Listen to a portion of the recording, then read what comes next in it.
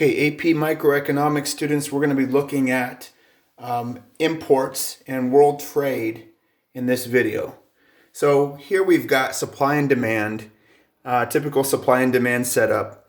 $40 is our equilibrium price, and $1,000 is the amount being bought and sold.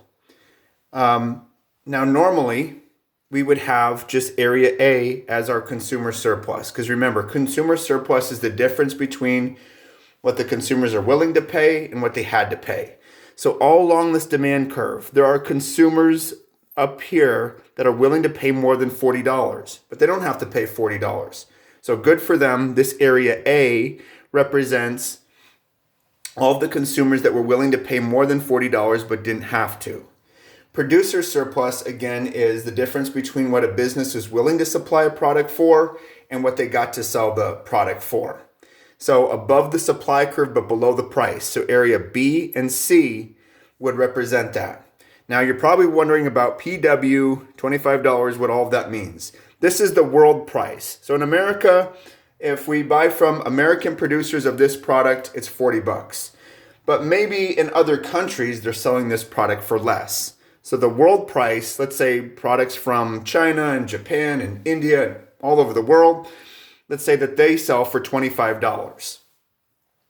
So the world price at $25, and at $25, the domestic supply, meaning the American suppliers, the American companies are willing to only supply 500, but the consumers want to buy 1,200.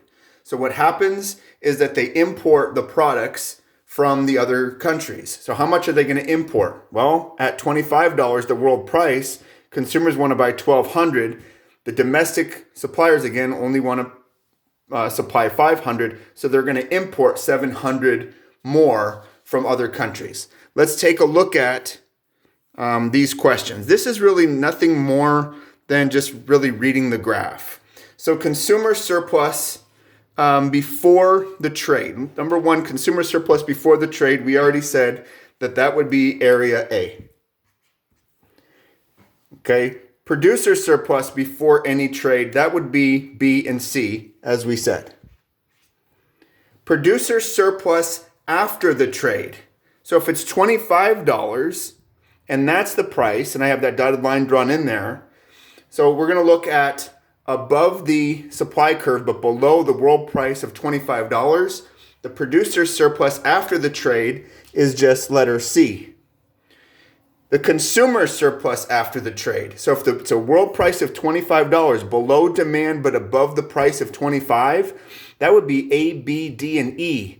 That's all demand below the demand curve but above the world price of 25. So consumer surplus after we're importing these from other countries, that would be A, B, D, E. Okay? Now, what's the total gain from the trade? Well, what did we gain? Well, we gained D and E, right? So D and E would have been gained when you compare the two. So we're going to find D and E was gained when we compare the before and after. How much is being imported? Well, again, at the world price of 25, the producer wants to supply the domestic supply, domestic meaning in the United States. They want to supply 500. The consumers want to buy 1,200. So how much is being imported from other countries? The difference between the two, so 700. So who loses out with importing the products from other countries? Who loses out is really the domestic suppliers, because they went from having BC as their producer surplus, and then after the trade only C, because then the price came down from 40 to 25 and there was just less people buying from the American companies. So let's say that the domestic suppliers go to the government and say this isn't fair to us, and they ask the government to put a tax or a tariff on all imports, a $5 tax on all the products that are imported. So $5 tax on imports means that this price then becomes $30. $5 extra for a tax. And this is going to get a little messy here.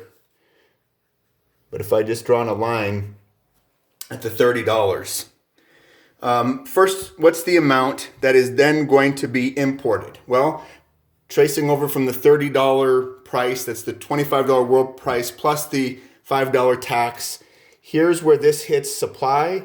Here's where this hits demand. So if I trace down from here, I'm going to make up some numbers here. Let's say that this is now 600. We know it's more than 500, so I'll just say 6. And then over here, let's say that this is, well, this is 1,200. This is 1,000. Let's say that this is 1,150. So how much is going to be imported at this $30 price? Well, the difference between these two things, which should be 550. So take question 1 over here. Amount imported is going to be 550. How much tax is going to be collected? Well, you're going to be looking at the amount of the $5 tariff times the amount imported.